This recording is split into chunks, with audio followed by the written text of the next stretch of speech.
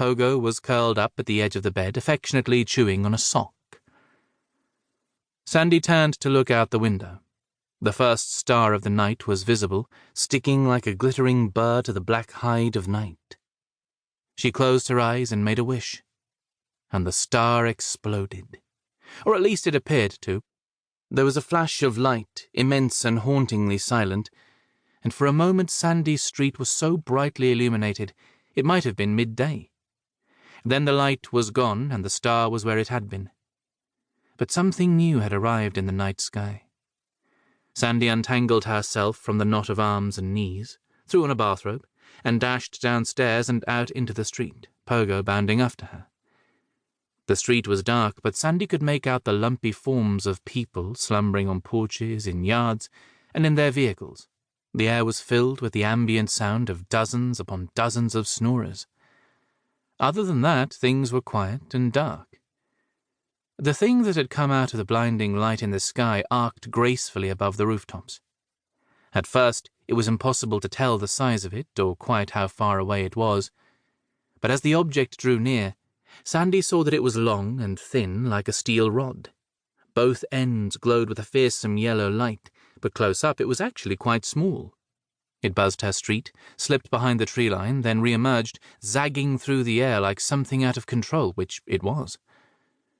The strange object tumbled end over end and then fell gracelessly to the ground as if a baton twirler had tossed it into the air, forgotten about it, and gone for coffee. The object bounced once, and then came to rest in the street, its strange lights dimming and finally going out. Sandy was awestruck. Pogo whimpered, also awestruck, though the thing that had awed him was a pine cone. Sandy approached the strange little baton, but just as she did, a compartment opened in its side. A little green man, no taller than a thumbtack, hobbled out. The tiny man looked up at Sandy, but his large grey eyes didn't seem to see her.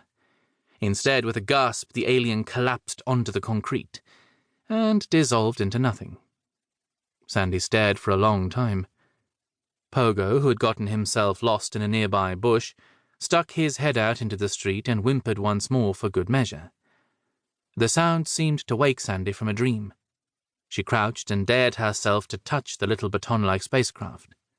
It was cool. She wrapped her hand around it. She picked it up. It was light.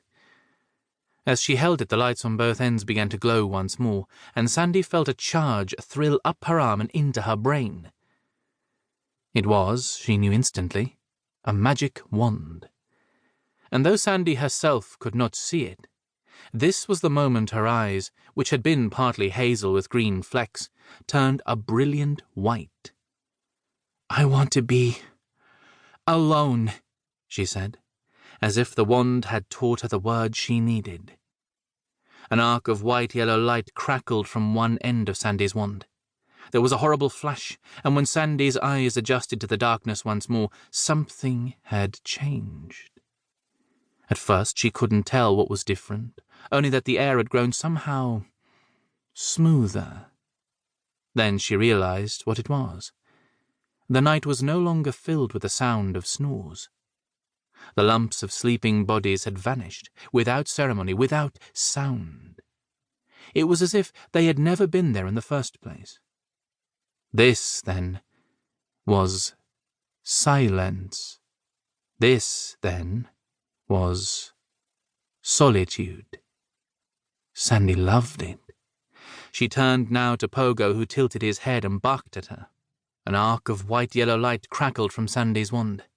The wind gusted, lights flashed, and where Pogo had been trembling, now stood a beautiful, enormous golden dragon. The beast stretched its long neck, regarded its new scales, which shone in the moonlight, and flexed its mighty wings. Then it regarded its master and whimpered expectantly. With still, deliberate movements, Sandy climbed onto the dragon's back. "Come, steed," she said. Her voice was hollow, still her own, yet ancient, as if some unknowable power had seeped into her blood, into her bones.